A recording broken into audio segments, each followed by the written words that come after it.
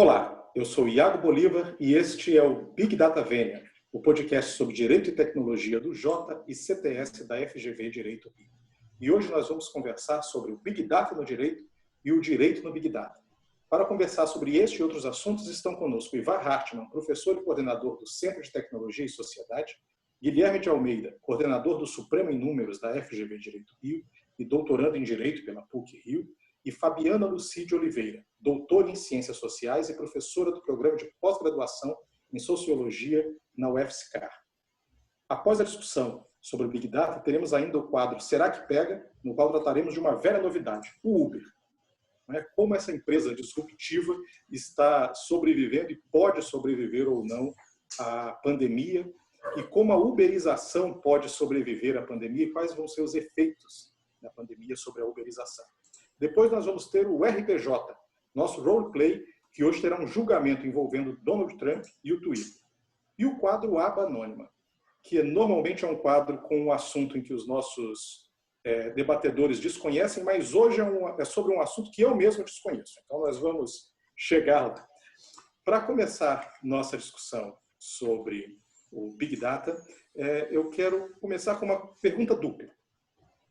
Qual é a principal coisa que um advogado que não sabe muito bem o que é Big Data precisa saber hoje? E, duplamente, qual é o principal aspecto legal do Big Data que uma pessoa que trabalha com tecnologia precisa saber? Quem responde a primeira?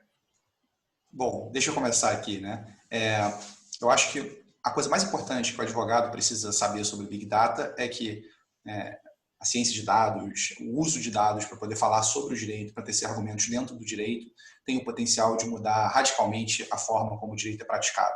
A gente pode ver isso de uma forma muito clara quando a gente está tratando de litigância de escala, quando a gente tem milhares, centenas de milhares de processos que são muito parecidos e eles podem ser tratados de uma forma estatística praticamente, então acho que é extremamente importante que os advogados saibam que essa tecnologia tem o potencial para alterar como eles trabalham. E não vale só para o advogado de massa, de contencioso de massa, isso vale até para o cara que é um escritório boutique. Se a gente for ver o tipo de pesquisa jurídica que é feita, vai ser alterado drasticamente pelo uso de técnicas sofisticadas de estatística para poder olhar para perguntas propriamente jurídicas. Você vai conseguir responder essas perguntas de uma forma muito mais adequada, profunda e fundamentada, usando a ciência de dados, usando a estatística, do que se você estiver simplesmente confiando nas suas intuições falhas. Eu acho que um advogado precisa saber, eu diria que não só um advogado, toda e qualquer pessoa que lide com Big Data deve saber que não existe algo como dados brutos. O dado nunca é neutro, nem mesmo quando ele é gerado de uma forma automatizada. Então, sempre que a gente está tratando de dados, a gente precisa pensar que foi feita uma teorização sobre eles, O processo de produção de qualquer tipo de conhecimento, de qualquer tipo de dado, seja de forma analógica, seja de forma digital, implica escolhas. E quem faz escolhas são as pessoas que têm um interesse no uso desses dados. Então, se no mundo do small data a gente já tinha aquela velha máxima, que descrevia o poder persuasivo dos números e dos dados como a mentira, as mentiras deslavadas e estatísticas, quando a gente está falando de Big Data, isso se amplifica, esse potencial persuasivo, porque a gente pensa que isso foi feito de uma forma objetiva e sem qualquer tipo de subjetividade, mas a subjetividade também está envolvida no processo de produção do Big Data. O que trabalha com tecnologia precisa saber sobre os aspectos legais do Big Data. Hoje, o principal alerta que precisa ser feito para as pessoas com formação em engenharia, em exatas e que atuam com Big Data, ou seja, por exemplo, cientistas de dados, é que a LGPD, a nossa Lei de Proteção de Dados, que está para chegar, embora provavelmente já seja do conhecimento dessas pessoas que a lei está para chegar, o que às vezes talvez os profissionais dessa carreira não sabem é o nível de detalhamento das obrigações criadas na LGPD em relação ao que essas pessoas e as empresas nas quais elas atuam podem ou não podem fazer. Então, existem, a partir dessa lei, determinadas regras muito específicas sobre o que pode ou não pode ser feito com dados, que se essa pessoa, se esse operador de dados não está respeitando, pode ser punido depois, ou a sua empresa pode ser punida severamente se não conhece e não aplica essas regras. Então, agora, felizmente, a gente passa a ter regras no jogo. E são regras que têm que ser levadas em conta no momento de lidar com o Big Data, no momento talvez de programar, de modelar como usar esses dados, não só depois. Exatamente. A minha mensagem para esse pessoal é: cada linha no seu código pode ser a diferença entre uma multa ou não pela Autoridade Nacional de Proteção de Dados. Muito cuidado. Falando em código, os códigos que os advogados estudam normalmente são o Código Penal, o Código Civil, não é? Entrando nesse mundo novo, não é? Os advogados estão preparados para esse mundo? O que eles precisam aprender para lidar com Big Data? Eles precisam aprender programação, eles precisam aprender estatística, ou eles precisam apenas usar a capacidade analítica? Bom, né, a gente na FGV acredita com bastante força de que essas três coisas são fundamentais, né? O Ivar é uma das pessoas que motivou a introdução da disciplina obrigatória Ciência de Dados Jurídicos, né, na grade da graduação de Direito da FGV. Antes já existia uma disciplina obrigatória de Estatística, então a gente acredita que é importante que o advogado tenha domínio dessas três coisas, né? Então, o advogado não basta que ele domine o direito, tenha uma capacidade analítica boa para poder correlacionar os problemas que acontecem no mundo com as regras que ele conhece, os princípios jurídicos que ele domina, mas ele também precisa entender de programação e estatística. Eu acho que se ele tem a capacidade de implementar essas coisas, mesmo que ele não chegue a implementar diariamente, né, que ele não vai virar o principal desenvolvedor que está trabalhando com esses problemas jurídicos no escritório dele ou na empresa, eu acho que é muito iluminador que ele saiba como essas coisas funcionam e que ele possa usar esses instrumentos para iluminar perguntas jurídicas. Eu acho que ninguém é uma autoridade melhor para saber quais são os dados que são relevantes para um determinado problema jurídico, quais são os dados que podem ser levantados em suporte de uma determinada proposição dentro de um processo judicial, do que o próprio advogado, né? E não só até o advogado, você está pensando assim, as pessoas são mais acadêmicas, né? Isso é importante em todas as áreas. Se você tiver um domínio multidisciplinar, o cara sabe não só a programação, mas também a estatística e também o direito, ele certamente vai ser um profissional muito mais competitivo dentro desse cenário que a gente discutiu aqui, de como o Big Data pode ser disruptivo. Mas vocês acham que o jurista, o advogado, precisa aprender a programar? Eu acho que não. Eu acho que o que a gente precisa, claro, saber programar é uma vantagem competitiva, é uma moeda fundamental e uma fonte analítica de poder muito relevante. Mas o que é fundamental, e não só para o advogado, para qualquer profissional que lide com a realidade, é compreender o que é essa linguagem e como conversar com essa linguagem, como solicitar para um analista, para um cientista de dados, aquela informação que você precisa. E para você poder saber o que você precisa entender as potencialidades e o que a ferramenta é capaz de te dar. E conhecer as limitações, e também como consumidor dessa informação, né? Se eu não sei quais são as limitações e as potencialidades, eu não consigo analisar criticamente aquela informação que está sendo produzida, né? A gente acaba tomando como uma verdade, como algo absoluto. Então, aprender sobre a linguagem é fundamental. Dominá-la, eu acredito que não. Até o ponto pouco que eu estava falando, né? Eu acho que o advogado que faz ciência de dados jurídicos na FGV, ele não vai sair e vai ser o melhor cientista de dados do direito, vai ser um especialista que pode construir um produto para uma Lotec. Ele até pode ser isso, se ele resolver se especializar nesse assunto. Mas o nosso principal objetivo, a razão pela qual a disciplina é obrigatória, é porque a gente acha que, no mínimo, essas pessoas têm que ter um linguajar compartilhado com os especialistas, para que eles possam saber exatamente o que aquele dado está informando, o que ele não está informando, quais são as dificuldades, para o cara não ser enrolado. Às vezes o cara que não sabe nada, ele é completamente enrolado por um programador, né, que coloca, às vezes, uns requisitos absurdos, ou fala coisas que são impossíveis, ou muito mais difíceis do que são, e saber falar a mesma linguagem, acho que a Fabiana falou muito bem isso. A Lucy, é um tipo de alfabetização, né, Guilherme? É uma alfabetização mesmo, é uma linguagem... Guilherme, eu vi que você fez aí um belo merchan da FGV Direito Rio, não é? Mas vamos pensar quem não está na FGV Direito Rio, quem já se formou há muito tempo, quem já está no mercado.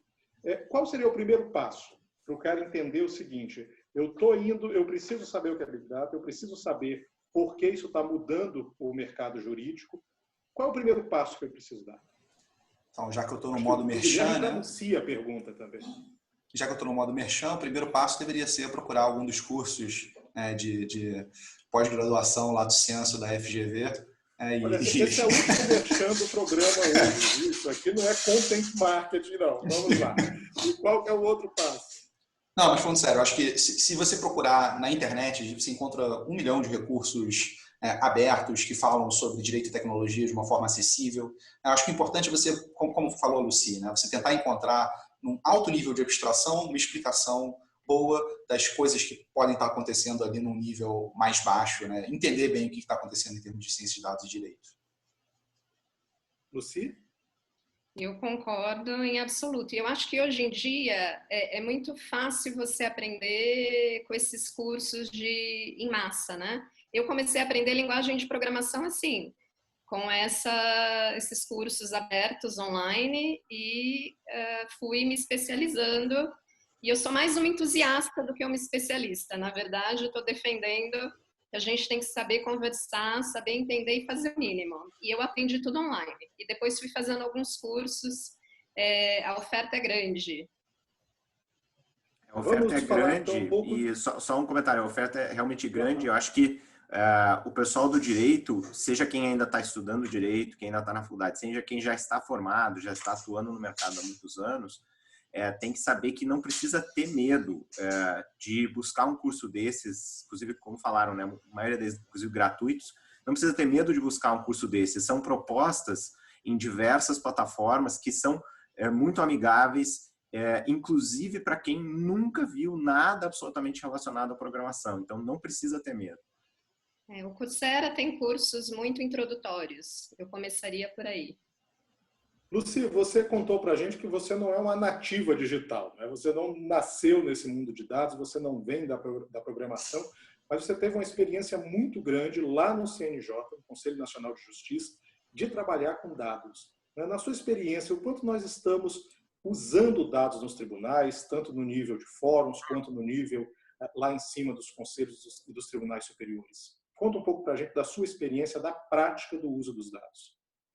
Olha, eu diria que desde a instituição do CNJ, na verdade, a trabalhar com linguagem de tecnologia aplicada à geração de informações judiciais já é uma realidade, né? Ele virou... E quando a gente entra nessa onda mais recente do Big Data, e todo mundo falando sobre isso, então é glamouroso você falar que você está fazendo Big Data, né?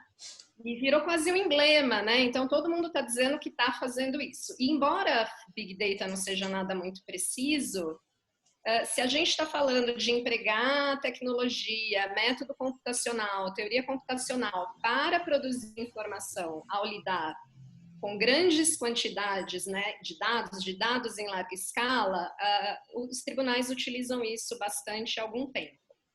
Mas não utilizam em toda a sua potencialidade. Eu gosto muito de uma matemática chamada Kate O'Neill, que ela vai dizer o quê? Ela vai dizer que o Big Data é quase uma promessa de um admirável mundo novo para a administração. Por quê? Porque, em geral, a capacidade de produção de dados ela é tão extensa e tão rápida que você acaba dedicando muito tempo para produzir o dado e pouco tempo para lidar com ele e identificar o que ele pode te oferecer. Então, nos tribunais e no CNJ, de maneira geral, eu diria que a gente vem usando, né, de forma limitada e com foco em gestão eficientista. Então, é muito preocupado o uso de tecnologia no judiciário para gerir volume de dados e muito pouco para se formular, avaliar e pensar na qualidade da prestação jurisdicional. E essa ferramenta possibilitaria isso. Então, eu acho que a gente ainda tem que aprender muito com isso. Acho que no judiciário, de maneira geral, o uso ainda é muito especulativo e que precisa ser ajustado. Isso não é uma especificidade do judiciário, né? É comum a gente ver todos os dias na gestão pública informações e notícias sobre projetos de tecnologia que não alcançaram os resultados prometidos, principalmente quando a gente olha para a saúde e a área de segurança pública, né, as ferramentas de policiamento. Então, eu acho que ele é uma realidade em termos de produção de informação, mas ele ainda é uma promessa quando a gente pensa na aplicação prática. Falando em bons exemplos, você consegue lembrar para a gente aí um bom exemplo prático desse uso nos tribunais ou no próprio CNJ? Eu citaria dois, na verdade. Você começar pelo Banco Nacional, o BNMP, né, dos mandados de prisão. Então, ele tem ali uma gestão e uma possibilidade de você, em um único sistema, reunir todos os mandatos e todas as penas privativas de liberdade que estão sendo executadas e possibilitar que você tenha uma dimensão do que é o sistema prisional no Brasil, né? Então, quantas pessoas estão ali? Quantas pessoas já não deveriam mais estar ali? Então, na medida em que você centraliza isso e passa a gerir isso em tempo real, você tem um impacto muito grande no sistema e na vida das pessoas. Eu acho que essa é uma das principais iniciativas positivas. Tem uma série de falhas na sua implementação, evidentemente, mas enquanto iniciativa ela é muito bem pensada. Uma segunda iniciativa que aí eu pensando mais, puxando a sardinha para o meu lado, que é de pesquisadora, é o selo Justiça em Números, em que você estimula os tribunais a pensarem na qualidade do dado que eles estão produzindo, desde o início, né, da produção, da autuação dos processos, e para dar mais transparência e visibilidade a esses dados. Então, como iniciativa, é uma excelente iniciativa, porque possibilita que a gente possa pensar e acompanhar, de fato, a trajetória dos processos no judiciário, mas em termos de resultados práticos a gente ainda não viu isso, porque isso não é aberto de forma extensiva para a sociedade. Nós falamos agora sobre os tribunais e os advogados e os escritórios. Como é que está se dando o uso disso na prática, do Big Data na prática jurídica dos escritórios? Ivar, você podia falar um pouco para a gente sobre isso? Sim, olha, felizmente isso é um sinal dos tempos, não começou esse ano nem ano passado, já faz algum tempo. Os escritórios estão ampliando o uso dessas ferramentas, especialmente quando a gente fala de dados, né? Tem muita ferramenta nova com uso de novas tecnologias hoje no mercado jurídico, mas especificamente ferramentas de analytics, né? De análise de grandes dados para tomada de decisão. Os escritórios têm ampliado o uso dessas ferramentas e já estão, principalmente os grandes escritórios, né, investindo na contratação, no licenciamento, né, em mensalidades dessas soluções inovadoras que hoje estão disponíveis no mercado. Agora, o que ainda é preciso, isso é tanto do lado dos escritórios quanto do lado dos tribunais, e acho que isso tem um pouco a ver com o ponto que a Lucy fez antes sobre o potencial ainda não realizado, é que esses tomadores de decisão, então no caso do escritório, né, aquele advogado ou advogada que vai consumir essa ferramenta de Legal Analytics, que consiga compreender os aspectos básicos de tecnologia e estatística que aquela ferramenta tem embutida e que foram usados para produzir aquela informação, aquele dado, para com isso essa pessoa poder ser protagonista do uso desse dado e poder extrair uma inteligência desse dado. E aí só assim é que os escritórios vão conseguir saber usar essas ferramentas e aí né, em toda a extensão do seu potencial. E isso, do lado das Lawtechs, significa que a gente ainda está para ver mais soluções no mercado com real valor agregado, né, com enriquecimento real dos dados que são coletados, né, dados principalmente judiciais que são coletados por diversas Lawtechs, mas a gente ainda provavelmente vai ver uma evolução de que não vai ter tanta empresa de Legal Analytics entregando o dado bruto, digamos assim, a gente vai ver mais empresas oferecendo soluções que têm algo de agregado, um enriquecimento, um algo a mais. Você falou sobre as Lawtechs. Vocês podem dar um pouco do panorama de como está esse mercado no Brasil? Porque a gente imagina que uma pessoa formada em Direito normalmente pensou em seguir alguma das carreiras públicas ou ficar num escritório ou num departamento jurídico. Agora nós temos esse novo ambiente aí, esse ambiente das Lawtechs. Como isso está no Brasil? O que nós temos de Lawtechs no Brasil? Elas são empresas grandes, elas são startups, elas estão se consolidando e quais tipos de serviço elas fazem? O Big Data no direito, o mercado de Lawtechs hoje são, com certeza, uma opção muito promissora para quem está, né, em meio à faculdade de Direito, para quem recém se formou. É um campo onde a gente vai ver nos próximos anos o maior nível de crescimento, ou seja, muito mais do que crescimento eventual que a gente veja nos escritórios. E é um campo onde há quase tudo para se fazer, né? Todas as oportunidades estão aí para ser exploradas. A gente ainda não sabe, provavelmente não viu ainda a grande Lotec, digamos assim, que seria o equivalente do unicórnio das Lotecs no Brasil, provavelmente não surgiu ainda, está para surgir. Então, existe muito potencial ainda a ser explorado. A gente está falando de carreiras muito dinâmicas, inovadoras, muito diferentes, né, daquele início de carreira que, para algumas pessoas na advocacia é frustrante. Algumas pessoas, quando começam a carreira na advocacia, acham repetitivo, acham chato. Não é o caso nessa nova carreira de soluções jurídicas, soluções tecnológicas no mercado jurídico. E, por muitas pessoas, o Brasil é considerado um dos mercados mais importantes, protagonistas de Lotecs no mundo, justamente pela quantidade de processos judiciais no país, né? Isso torna o Brasil, altamente promissor para esse mercado. Eu acho que o Guilherme talvez queira falar também sobre isso. Não, eu queria só complementar, né? Esse é um ponto que frequentemente é levantado por pessoas, né, que estão fazendo propaganda de Lotec no Brasil, mas tem toda razão, né? Se a gente olhar a quantidade de processos judiciais que a gente tem e dados sendo coletados sobre esses processos judiciais, é muito maior do que... eu não tenho notícia de um outro país que tenha um volume de dados comparável. E isso significa que você tem muito mais oportunidades. A gente também não tem, né, Guilherme? A gente também não tem notícia de outro país que tenha tanto advogado quanto bacharel em direito. Exato, né? Essas coisas são correlacionadas. Né? Os Estados Unidos ainda nos ganham em concentração de pessoas formadas em direito.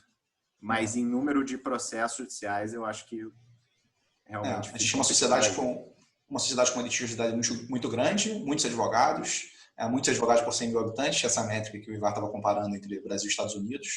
E, assim, a gente sabe que tem um problema de demandas repetitivas muito grandes, a gente tem oportunidades aqui para a Lotec que talvez não tenhamos em outros lugares do mundo. Então, assim, quem gosta da interseção entre direito e tecnologia, certamente está no lugar certo aqui no Brasil, né, para poder tratar disso. Até porque tem um outro fator aí que às vezes é menos falado, né? A gente fala muito sobre os aspectos ruins, né? O fato de que tem muita litigância, tem muito advogado, as demandas são repetitivas e tal, mas tem um lado bom também, que a gente tem que também falar.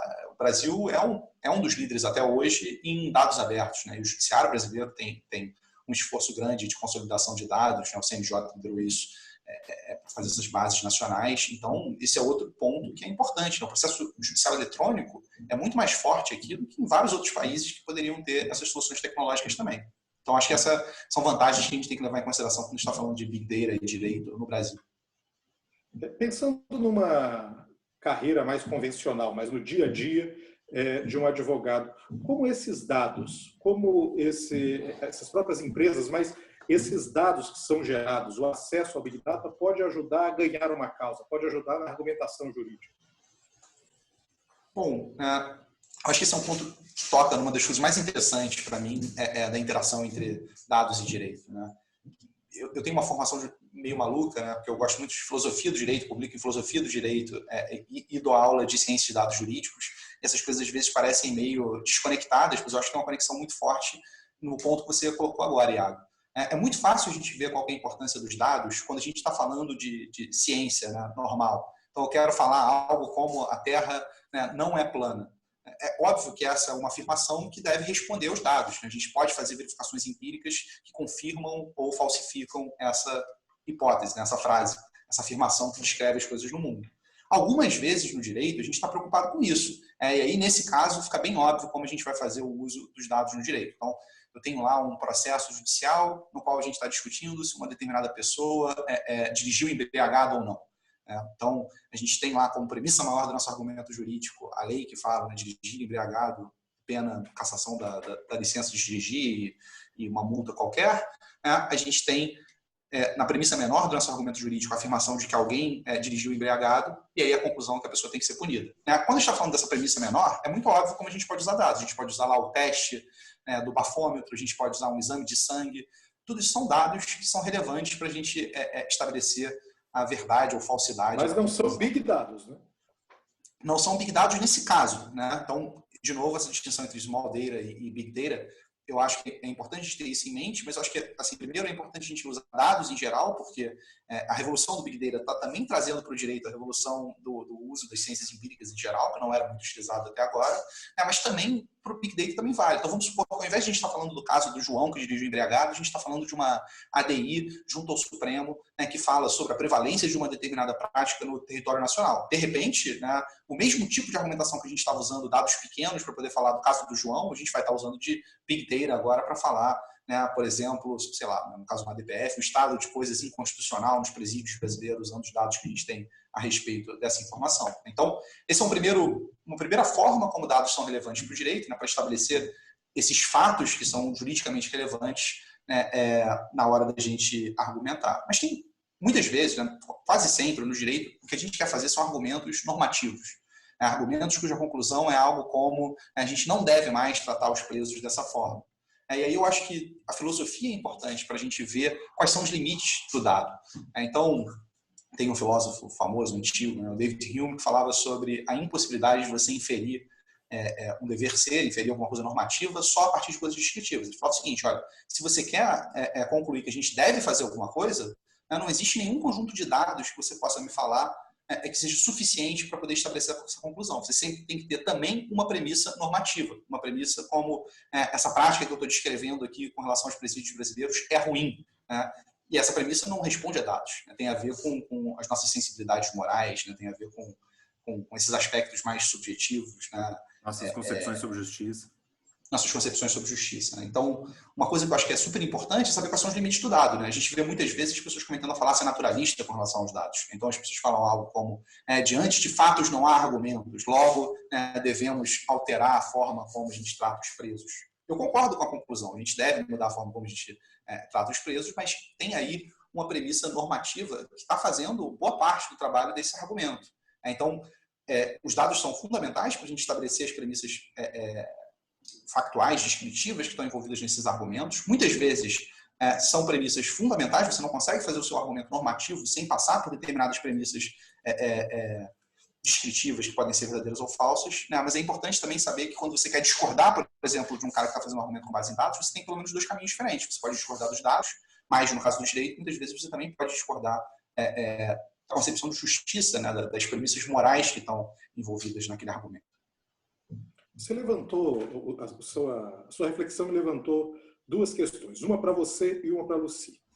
Para você, em primeiro lugar, a questão da jurimetria também, né? Você também pode usar os dados pensando, sou um departamento jurídico, eu sei que em determinada região, determinado fórum ou com determinado juiz, a probabilidade de ganhar determinado tipo de causa é muito pequena, porque dado o passado dele, ele já... Então, isso pode me levar a querer fazer um acordo e não levar para o litígio, não é? Como isso tem sido usado na prática? Você tem visto isso ser usado na prática, a jurimetria, para fazer uma árvore de decisão aí entre levar para o litígio ou entre tentar, de alguma forma, escolher o foro ou alguma coisa do tipo? Eu acho que o IVAR pode ajudar nisso também, Quando a gente tem reuniões com departamentos jurídicos de empresas grandes, elas nos dizem que fazem esse tipo de coisa. E aí, só para poder conectar um pouco com a reflexão anterior, eu acho que aí também tem uma premissa normativa, Não basta você saber que a probabilidade de sucesso é menor, você também tem que ter um outro desejo de minimizar os seus custos, ou de minimizar o tempo que você gasta em litígio, e colocar aquilo. E a gente poderia colocar esse lado para o mal também, Então, pode ser que você faça um cálculo, e a gente sabe que muitas empresas fazem, do tipo, fazer isso daqui corretamente, de acordo com o direito, vai me custar X. Mas eu sei que apenas 30% dos meus consumidores vão buscar isso na justiça, que a indenização média é Y, e, portanto, eu vou escolher um caminho X ou o caminho Y, sempre à luz das opções normativas que a gente está fazendo. Mas eu acho, certamente... Isso é um cálculo atuarial da coisa, Exato. Mas eu acho que isso está acontecendo cada vez com mais frequência, As empresas grandes, principalmente, as que têm escala, o número de processos suficiente para fazer uma jurimetria interna, já começam a integrar o uso de dados, small and big, para poder tomar esse tipo de decisão estratégica. E esse tipo de decisão, sim, esse tipo de decisão que já está sendo tomada agora mais com base em dados, não é só sobre eu vou perder ou vou ganhar, é também sobre quando que eu vou perder e quanto eu vou perder, O que é uma área de administração de passivo judicial, onde um conhecimento a partir de dados é absolutamente fundamental. Mas pode é interessante... os ativos da empresa, né? Exatamente, isso afeta o balanço da empresa. O que é interessante notar é que todas essas avaliações que hoje, felizmente, a gente consegue, e algumas empresas no mercado, algumas OTECs oferecem já esse tipo de serviço, né, de informar essa decisão a partir de grandes dados, é que, na verdade, é uma decisão, ou são decisões que sempre foram tomadas por advogados e advogadas e sempre foram passadas para os clientes, né? Então, essa avaliação de qual é a chance da gente ganhar é algo que, né, os escritórios sempre faziam, mas historicamente, há décadas se faz, há séculos, a questão é que era feito, digamos assim, de orelhada, era feito com base na experiência, era feito com base em critérios subjetivos que às vezes o próprio advogado nem saberia explicar como é que chegou naquela estimativa. E isso é arriscado. Então, a gente sabe que isso é arriscado. Antes não tinha alternativa, agora, felizmente, com dados, a gente tem uma alternativa muito melhor do que isso. E eu acho que esse exemplo é bom também, porque ele mostra essa distinção que o Guilherme estava fazendo, né? Uma coisa eu, que sou a parte no processo, ou estou advogando para a parte no processo, eu fazer uma previsão que vai usando dados sobre se vai, né, 70% de chance de ganhar a ação. E aí tomar minha decisão informado por essa estatística. Isso é uma coisa, não tem nada que me proíba de me informar para tomar essa decisão em função dessa estatística. Agora, isso não quer dizer que essas 70% de chance da parte autora, por exemplo, ganhar o processo, deva ser uma ordem para o juiz ou a juíza da causa. Não é. Quer dizer, no máximo, se a gente tem uma estatística, por exemplo, que um determinado tipo de processo, né, o pedido falha 99% das vezes, no máximo isso serve como um ônus argumentativo para aquele juiz ou juíza que no próximo caso está inclinada a conceder, a dar ganho de causa para aquele pedido. No máximo. Mas, como o Guilherme falou, isso nunca o dado nunca pode ser interpretado como uma ordem sozinha. Uma outra reflexão levantada pelo Guilherme é essa tensão, não é, entre a realidade objetiva, digamos assim, do dado e a normatividade que tem em torno do dado, as valorações, não é?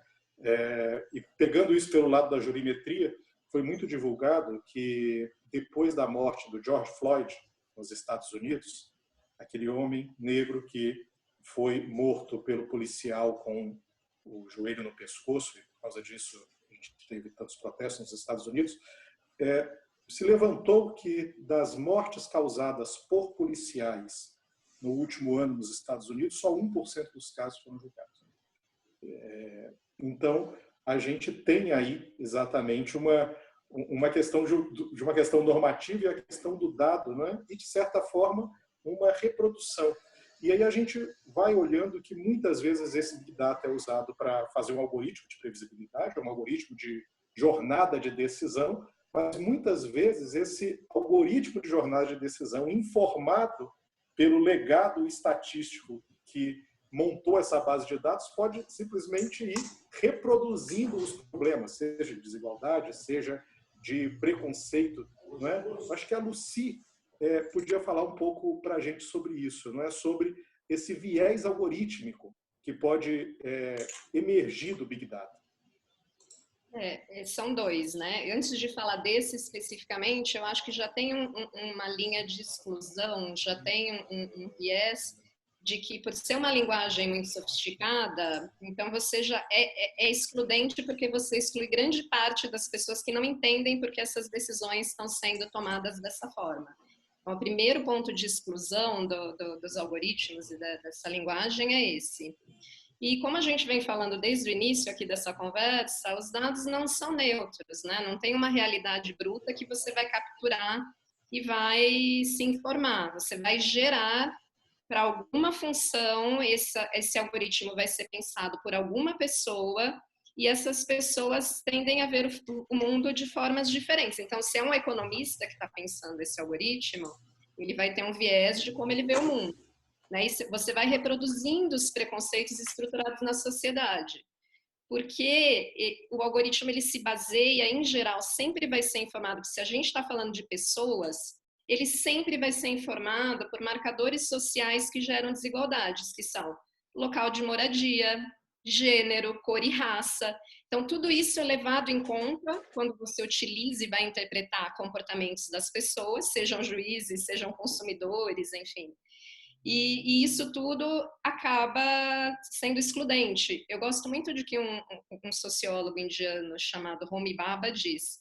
Ele diz que os estereótipos, eles são discursos generalizantes, e o problema do discurso generalizante do estereótipo é que ele não é controlado pelo grupo estereotipado. E quando a gente está falando dos algoritmos, a gente, em geral, desconhece os critérios de como eles são utilizados sobre a gente, né? A gente pode deixar de ter uma oportunidade de emprego, de ter negada um empréstimo, acesso a crédito, e a gente nem sabe como a gente foi classificado dessa forma. Então, eu acho que a exclusão ela é muito forte nesse aspecto, e ela mostra também como, quando é utilizado para fazer política pública, vamos pensar nesse caso dos Estados Unidos, né, da violência policial, sobretudo, e sobretudo contra os negros. O que acontece? Em geral, os algoritmos e os programas que são utilizados para você orientar o policiamento, eles vão se basear em dados de comportamento passado, de determinadas localidades. Então, a partir do número de ocorrências em determinadas localidades, eu vou aumentar o policiamento. E quanto mais policiamento eu tiver, mais probabilidade de prender e de fichar essas pessoas. Então, você vai reproduzindo, você vai perpetuando desigualdades. Então, se a gente não criticar, é claro, eu não estou querendo dizer que não deve ser usado. Eu acho que a pergunta que a gente tem que se fazer e tem que se preocupar, e talvez a regulação devesse ir por aí, é do uso. Né? A Kate O'Neill, que eu já falei aqui dela, ela tem um livro chamado... Estamos fazendo merchan da Kate O'Neill hoje também. Kate O'Neill, eu acho que é Weapons of Mass Destruction, né? Fazendo uma paródia com o Mass Destruction. Ela diz o quê?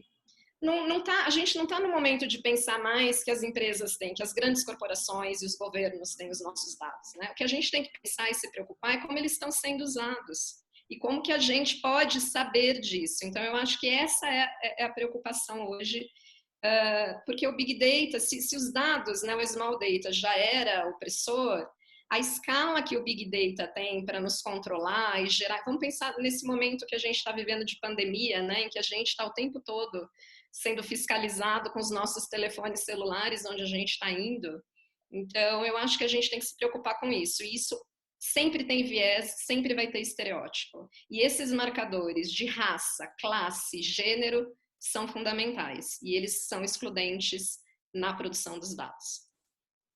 Isso é interessante, porque a gente vai entrando, não é, nessa seara que o Guilherme trouxe para a gente da questão da normatividade, de como os dados não são... Eles podem ser em si objetivos, mas eles têm consequências com valores, não é? Com escalas de valores. E isso, essa normatividade sobre o Big Data nos leva para fora do mundo do direito. Né? A gente falou muito sobre o Big Data no direito, não é? E a gente tem todo esse direito do Big Data. Não é? Como que a gente regula, como que a gente coloca normas para evitar essas reproduções, algo sobre o qual o Ivar falou um pouco, não é? E a gente tem essa coisa do sistema, não é? A pessoa vai no lugar, o crédito não foi dado porque o sistema te negou o crédito. E às vezes o sistema te negou o crédito porque no seu CEP, ou porque na sua idade, ou porque por um conjunto de fatores que não são seus, mas são de pessoas que se parecem com você. Isso foi informando ao sistema de alguma forma que você é uma pessoa não confiável. Então, você vai tendo essas reproduções. Então, eu queria conversar dentro dessa perspectiva e dentro do arcabouço legal que nós temos real no Brasil, e que está vindo aí da LGPD, quais são as regras para quem maneja o Big Data. O Ivar falou um pouco sobre a LGPD e eu queria aprofundar essa questão. Eu não sou do direito, eu estou numa empresa, eu manejo grandes bases de dados com informação, vários tipos de informações pessoais. Quais são as regras para quem maneja o Big Data no Brasil? Eu acho que hoje, mais do que nunca, em função de todos esses desafios que a gente sublinhou já e abordou aqui, a pessoa que trabalha com os dados, independentemente da sua área de formação, da sua área de atuação, a pessoa que trabalha com dados tem que se preocupar, sim, com essas regras. E eu acho que a gente pode separar em duas dimensões ou dois grandes conjuntos de normas aí que criam certas exigências básicas para a pessoa que está trabalhando com dados. Então, de um lado, aquele que é mais evidente, que é mais conhecido por todo mundo, já foi mencionado aqui, né, LGPD, ou seja, uma primeira dimensão é sobre a proteção de dados pessoais. Isso era uma lacuna no Brasil, mas felizmente agora ela está sendo preenchida. Então hoje, com a chegada muito em breve, né, se tudo der certo, se a gente não tiver nenhuma surpresa de postergação, mas se tudo der certo, muito em breve, todo cientista de dados que atua em qualquer ramo no Brasil, ele pode ser equiparado, ou a sua instituição, ser equiparado ao seu departamento a um operador de dados segundo a definição explícita da Lei Geral de Proteção de Dados. E essa pessoa, nesse papel reconhecido legalmente de operador ou operadora de dados, precisa conhecer, na minha opinião, no mínimo, e aí eu falando de conhecer, eu estou falando tem que ler, tem que abrir a lei e ler algum livro sobre isso, ter na sua mesa de cabeceira, né, na sua mesa de trabalho, esse cientista de dados, essa cientista de dados tem que ter isso para conhecer, no mínimo, os princípios sobre proteção de dados pessoais que estão no artigo 6º da lei. Então, a pessoa tem que saber... Da LGPD? Da LGPD, exatamente. Artigo 6º da LGPD. Tem princípios. Vou citar só um aqui para, né, não ficar uma resposta de uma hora, mas o que é o princípio da finalidade? Significa que a pessoa que está lá consumindo, e a gente como cientista de dados, mais dados é sempre melhor, né? Se a gente tem acesso a uma nova base, a gente puder tentar cruzar, extrair novas informações com as bases que a gente já tinha, tanto melhor. Mas ali, o princípio da finalidade é justamente uma limitação.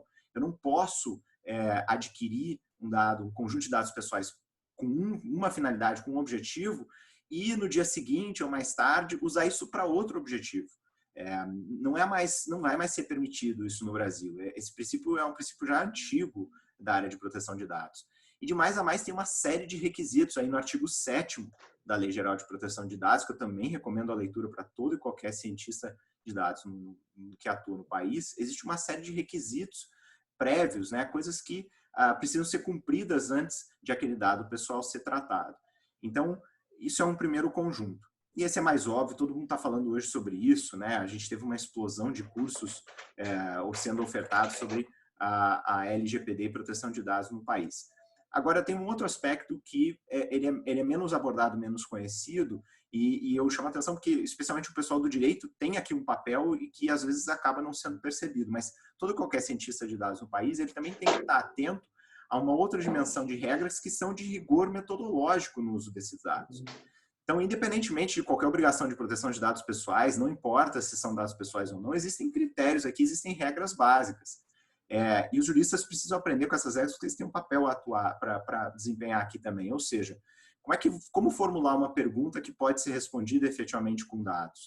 Como formular hipóteses que são testáveis com dados? Como garantir replicabilidade nesse teste ao tentar responder essa pergunta? Como garantir as condições básicas para experimentos com dados? Como avaliar a qualidade de uma amostra? A gente recentemente viu um julgamento de uma DENIS no Supremo sobre aquela medida provisória que iria forçar, né, as empresas telefônicas a ceder dados para o IBGE, e foram cometidas grandes grosserias sobre o que dá ou não para fazer com uma amostra e como pode ser gerada ou não uma amostra.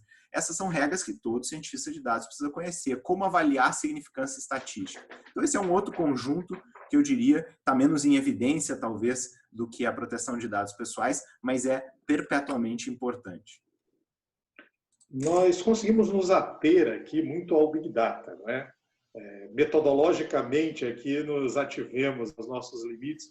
Falamos pouco de machine learning, falamos pouco de inteligência artificial, né? Digamos que seria um passo um pouco depois disso, mas eu queria perguntar para o Guilherme sobre, agora dentro dessa área mais normativa, se existe alguma possibilidade prática de regular algoritmos e decisões automatizadas, decisões de negócio que sejam automatizadas.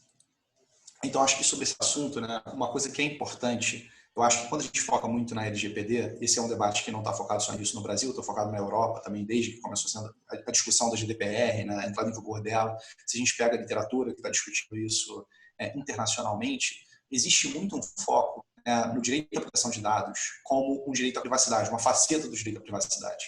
E eu acho que se a gente pegar elementos que estavam na última intervenção da Lucy, né, e na pergunta original que você fez para o Ivar e para mim, a gente vê que alguns dos desafios próprios do Big Data, eles transcendem essa questão do dado pessoal. Porque o dado que está sendo utilizado, né, para fazer inferências sobre mim não é um dado pessoal meu. Então, vários direitos da LGPD, o direito à explicação, o direito à difusão do dado que aquela empresa tem a respeito de você, eles são muito pouco efetivos para proteger a gente desse tipo, né, de tomada de decisão algorítmica ou automatizada. Né? No final das contas, a gente precisa ter um tipo de regulação, né, essa é a minha opinião, que leve em consideração isso não só com os instrumentos tradicionais do direito privado, né, que partem dos direitos da personalidade, partem dos direitos que você tem, porque o dado diz respeito a você. E tem que ir para um nível mais populacional, né, porque no final das contas as pessoas estão fazendo propaganda, né, ou negando crédito, enfim, né, com base no meu endereço, com base nos meus hábitos de movimento, e eles podem ter acesso a isso só uma única vez com relação a mim. Eu posso pedir para eles excluírem depois, mas as inferências vão continuar sendo feitas. Em um certo sentido, isso sempre foi feito. Né? A Globo, por exemplo, fazia uma propaganda diferente na hora do futebol, uma propaganda diferente na hora da novela, uma propaganda diferente, sei lá, na hora do programa de fofoca. Né? Cada um tem um alvo diferente, na Malhação, a propaganda é diferente e tal. Por quê? Porque você sabe, né, que as pessoas que assistem aquele programa, geralmente, têm características demográficas e interesses que são diferentes. Hoje em dia a gente sabe isso com uma granularidade muito, muito maior, né? Porque a gente tem uma quantidade de dados que são várias ordens de grandeza maior do que a Globo tinha, sei lá, na década de 90. Então, eu acho que esses instrumentos mais tradicionais que dizem respeito aos seus direitos pessoais, né, como a pessoa a respeito do qual aquele dado sei lá, né, fala, elas são talvez menos importantes para lidar com esses problemas que você colocou e que a Fabiola Lucy colocou também de uma forma muito eloquente na última intervenção dela. Enfim, não dá para endereçar esses problemas próprios do Big Data e da tomada de decisão algoritmo olhando só para a LGPD. Então, a LGPD é um avanço, sem dúvida nenhuma, supre uma lacuna, como disse o Ivar, mas eu acho que a gente tem que olhar para o problema e ver quais são as soluções adequadas para o problema. Eu acho que, às vezes, tratar como uma faceta da privacidade não é suficiente. Né? Enfim, eu não sei qual que é exatamente a solução que deveria ser dada, mas eu acho que é um papel nosso na academia refletir sobre isso para além dos limites da LGPD, por exemplo. Eu acho que se a gente tivesse equipes multidisciplinares trabalhando na produção de algoritmos, já seria uma forma quase espontânea de regular isso, porque as pessoas trariam visões e formas de ver o mundo diferente, considerariam aspectos diferentes, né? Isso fica muito restrito a quem vem da área da computação, da área de tecnologia. Agora a gente vai encerrando aqui a nossa discussão específica sobre Big Data no direito e o direito do Big Data e entrando na nossa sessão de quadros aqui. A gente tem o quadro Será que Pega, que é toda semana, na verdade todo episódio, nós discutimos um serviço, um produto, um app, do ponto de vista aqui do direito, da tecnologia e das nossas opiniões aqui. Eu queria saber, hoje nós vamos tratar do Uber. Não é? Com o crescimento do home office, qual é o futuro do Uber? Não é? Qual é o futuro da uberização? Não é? Vocês, por exemplo, vocês têm pegado carro, vocês se sentem seguros em chamar um carro, entrar num carro com menos de 2 metros de distância agora na pandemia? Vocês acham que o home office deve continuar e isso pode impactar o Uber, esse modelo de negócio? Eu acho que a pergunta, né, será que pega ou não, se aplica bem aqui ao Uber, porque a questão é justamente se vai cair a popularidade ou a frequência do uso dessa plataforma e dos serviços diante da realidade que as pessoas tem menos gente se movimentando. Será que a pessoa pega Uber? Né? Será que a pessoa agora pega Uber? Né? Eu acho que tem dois pontos interessantes aqui. Um é como as plataformas, esse modelo de plataforma, onde a plataforma não é quem está prestando o serviço propriamente, ela está apenas gerindo a prestação de serviços e a oferta e a demanda desse serviço lá dentro. Como, por meio dessas novas tecnologias, a gente consegue gerir ou administrar certas exigências com uma precisão muito maior, com uma rapidez e com um custo muito menor. Então, imagine, por exemplo, se uma prefeitura preocupada justamente com a disseminação do coronavírus decidisse que todo motorista de táxi tem que usar máscara. Qual é o custo para forçar os motoristas a cumprir essa obrigação? Qual é o custo para fiscalizar e saber quais motoristas estão cumprindo ou não essa obrigação? E uma vez que consiga descobrir, né, quais são os motoristas que estão descumprindo essa obrigação, qual é o custo para daí tirar esses motoristas de circulação. No Uber, isso é muito rápido e com um custo muito baixo. Quer dizer, os próprios usuários estão avaliando a cada corrida e podem fazer um comentário sobre, olha, a corrida foi legal, tudo bem, chegou na hora, porém não estava usando máscara. E em minutos, né, em intervalo de 1 hora, 2 horas, a plataforma já tem informação sobre um determinado motorista que está descumprindo essa regra. E aí, se descobriu que a regra está sendo descumprida, é absolutamente fácil e gratuito de simplesmente desconectar essa pessoa da plataforma, suspender o motorista na plataforma. Essa pessoa não consegue mais fazer corrida pelo Uber pelo período de suspensão, não tem como burlar. Então, isso é algo positivo, né? Uma maneira de gerir esses serviços prestados que as plataformas conseguem fazer isso muito melhor do que a administração pública jamais conseguiu. Tem que concordar que isso é positivo, por um aspecto. Eu entendo que você está trazendo isso como positivo, mas se a gente parar para pensar na extensão do controle, da precarização da vida desse trabalhador, que por um minuto, um segundo, ele não estava de máscara, né? E, enfim, em 1 hora você controlou e você... É um nível de precarização e de controle do trabalho que é assustador. Eu acho que esse é o lado que me assusta no uso desse tipo, no uso dos algoritmos e do Big Data para isso. É muito rápido, é muito extenso e a gente está controlando a vida de milhares de pessoas. Pode nos dar um conforto para a gente, usuário. Existe essa questão do controle, não é, Lúcia? Existe essa questão do controle que você está falando, existe a questão da demanda, não é? De controle de fluxo de oferta e procura, que o Ivar estava falando, mas você, Lúcia, acha que a demanda vai cair muito? Ou seja, as pessoas vão ficar mais em home office e vão usar menos Uber, por exemplo? Eu vejo, eu não tenho dados, né? Vou dizer assim, é quase empírico da experiência, do que eu tenho acompanhado. Você tem modificação de como que você usa essa plataforma, né? Então, eu acho que como ela é toda construída numa lógica muito perversa para o trabalhador, que é a lógica do empreendedorismo, então você vai se reinventando e a plataforma vai se reinventando. Então, você passa, em vez de levar pessoas, levar compras, a gente já tem entrega de alimentação. Então, a plataforma ela vai se reinventando e ela vai dando um jeito de suprir as demandas que estão mudando desse novo mundo que está aí. Mas a queda é significativa, é uma precarização ainda mais extensa do trabalho dessas pessoas. Eu usei o Uber essa semana. Foi assustador, enquanto experiência pessoal, eu coloquei máscaras. Eu fiquei assustada, e conversei, perguntei, e ele estava desesperado, dizendo, olha, eu não consigo mais sustentar minha casa no que eu ganho numa semana, caiu drasticamente. Então, tem isso, tem esse lado, mas eu acho que eles vão ter... O Uber a gente não sabe, mas a uberização parece que veio para ficar, né? A uberização fica. Agora, o trabalhador, se ele não se reinventar ali, nessa lógica empreendedora, cruel. Guilherme? Eu acho que concordo com tudo que foi dito até agora, né? Acho que são pontos muito interessantes.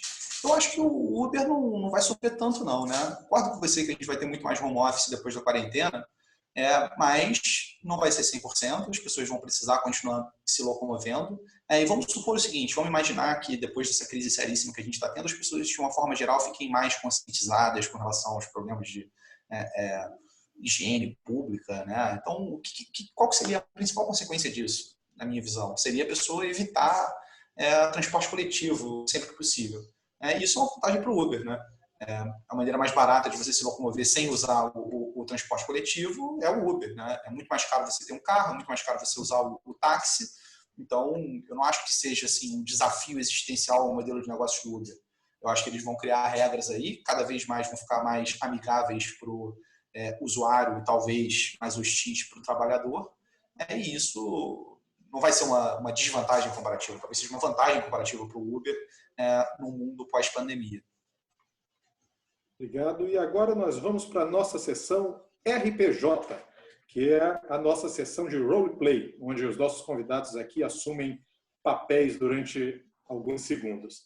né? Hoje nós vamos ter um julgamento. Nós vamos ter a juíza Lucy e nós vamos ter 2 advogados aqui.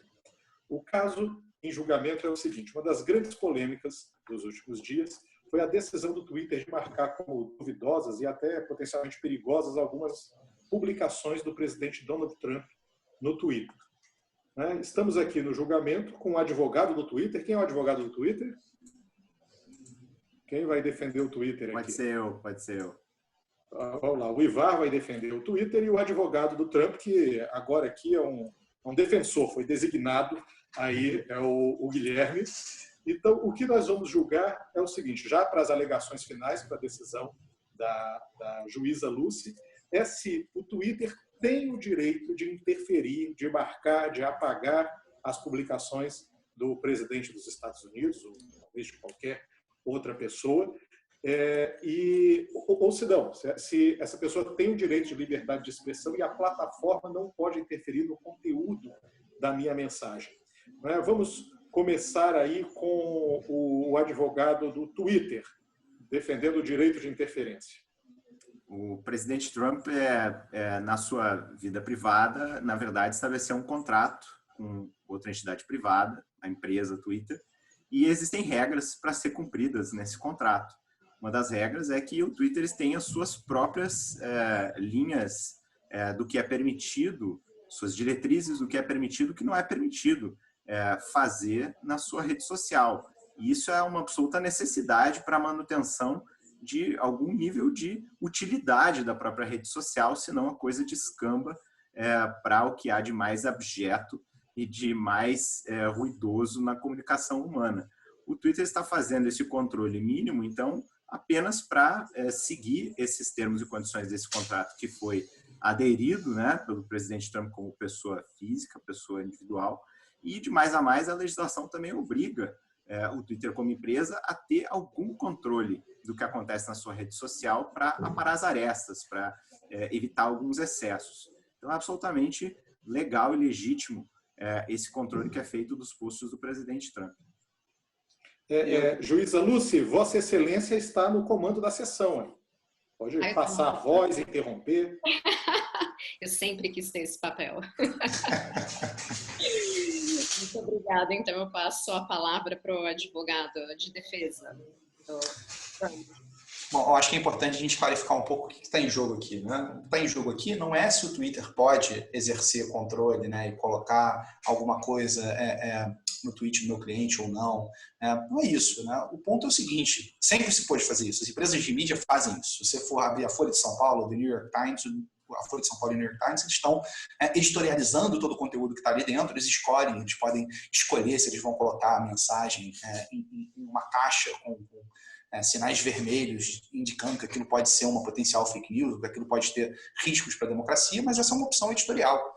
E o ponto todo em discussão é o seguinte, o Twitter, o Facebook, essas redes sociais, há muito tempo tem uma benesse na legislação americana e também na legislação brasileira com relação à responsabilidade pelo conteúdo que é postado nas suas redes.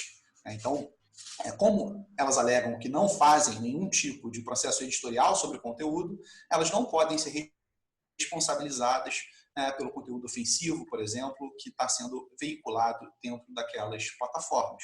O que o meu cliente colocou foi que se o Twitter escolhe fazer uma editorialização do que o presidente da República pode ou não pode postar na sua plataforma, ela tem que responder as mesmas regras que a Folha de São Paulo e o The New York Times respondem. Então, você tem que ser responsável pelo conteúdo que está sendo colocado ali e você não tem mais imunidade com relação a esse tipo de litigância. Então, quando o meu cliente, entre aspas, ataca o Twitter, né, e fala que se você tem esse tipo de controle sobre a liberdade de expressão na sua plataforma, você tem que responder a regras diferentes, ele está fazendo um ponto que faz todo sentido, né? Não é um ponto pouco razoável.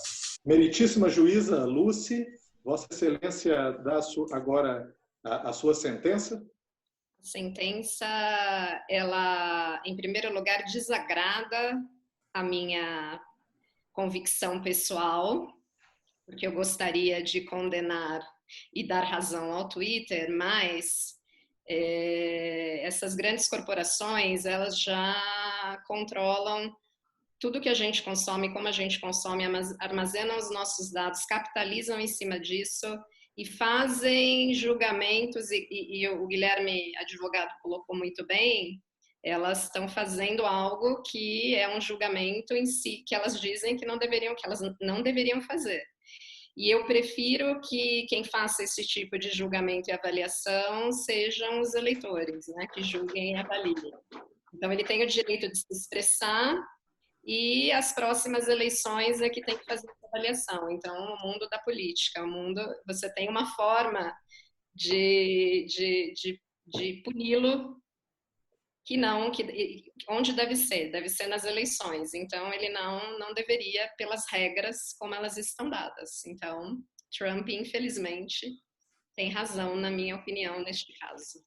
Mais uma vitória para o Trump aqui, Make America Great Again, aqui no Big Data Vênia.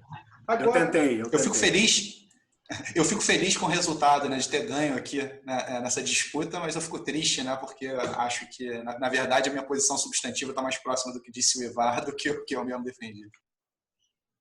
Pois é, eu tô vendo aqui que foi pelo dever de ofício mesmo, né? E agora a nossa última sessão, que é a aba anônima. Normalmente a ideia da aba anônima é nós tratarmos de um assunto que não era o assunto do programa, não estava combinado antes, vocês não sabiam. Hoje eu pensei em fazer um cookie na aba anônima. Nem eu sei qual é o assunto. Eu vou pegar um biscoito da sorte e vou deixar o cookie dizer para a gente qual é o assunto que nós vamos tratar. Vamos ver se isso funciona. Bem analógica essa sua decisão. E arriscado. É um cookie. Vamos ver aqui. Vamos esperar que não seja algum ensinamento Kama Sutra, alguma coisa assim aí nesse cookie. Ousado. Assim. Vamos lá. Vocês vão glosar o seguinte mote. Os que leem sabem muito, mas os que observam sabem muito mais. Os que leem sabem muito, mas os que observam sabem muito mais. Não é? Aqui nós temos, aqui para professores e estudiosos, aqui um pensamento que, de certa forma, coloca aí o empirismo, não é, em choque com o conhecimento teórico. Quer começar, Lúcia? Os que leem sabem muito, mas os que observam sabem muito mais. A gente tem que trazer para o Big Data, é isso? Não, a gente tem que trazer para direito e tecnologia, mas é aba anônima, a gente pode fazer o que quiser. Depois eu vou trazer para essa nossa discussão, então. Os que leem sabem muito, mas os que observam sabem mais. Então, se eu tomo aquilo que está me sendo apresentado como verdade, como realidade, e não questiono e não observo como que aquilo de fato foi gerado, foi produzido, foi comunicado, com que intenções, com que utilidade, servindo aos interesses de quem, eu estou sendo manipulada. Agora, se eu utilizo aquilo que eu estou lendo, observando todas essas questões, esses aspectos, eu estou mais bem informada. Então, eu diria que esse pensamento do biscoito da sorte nos diz para ler com criticidade, para usar os dados que nos são apresentados, considerando e observando as intencionalidades, para que eles servem, a que interesses eles servem, com que finalidade. Obrigado. Guilherme, como você vai processar este cookie chinês aqui? Eu achei esse biscoito da sorte incrível, né? Acho que foi até a marmelada isso, né? Porque poderia ser o ensinamento de um realista jurídico. Então, quem lê, como é que é? Quem lê sabe muito, mas quem observa sabe mais. Os que leem sabem muito, mas os que observam sabem muito mais. Olha só, né? Imagina só o cara que está achando que é suficiente você simplesmente, né, ler um documento legislativo. Então, o cara lê o artigo 6º lá da Lei Geral de Proteção de Dados e ele acha que isso é suficiente, né? Agora, compara isso com o cara que resolveu sair da poltrona e fez uma pesquisa empírica, né, daqui a 5 anos sobre como 8 tribunais de justiça diferentes julgaram todos os casos que invocaram o artigo 6º, né, no seu texto. Esse cara está observando e ele certamente vai saber muito mais do que o advogado que foi conformado e, ao invés de levantar, né, da cadeira e buscar sujar as mãos lá no mundo empírico, o cara que sujou as mãos certamente vai saber muito mais do que o cara que ficou satisfeito com o direito nos livros. Ivar? Eu também acho que foi marmelada, porque essa mensagem claramente está conectada com o nosso tema aqui. Aqueles que observam sabem mais. Nós temos uma série de empresas grandes e pequenas que estão observando nossos dados, grandes e pequenos, ano após ano, e sabendo cada vez mais sobre quem a gente é, sobre o que a gente faz, sobre o que a gente deseja, às vezes antes mesmo da gente saber e perceber que tinha aquela intenção, aquele desejo. Então, é preciso tomar muito cuidado. Quem observa esses dados pessoais sabe mais, sabe muito, às vezes sabe demais. E é por isso que eu sigo aqui a linha do biscoito da sorte e torço para que a nossa LGPD não seja postergada. Aqui, para quem acredita na sorte, aqui eu vou colocar aqui os números do biscoito da sorte. Aqui são os números 16, 28, 29, 45, 46 e 49.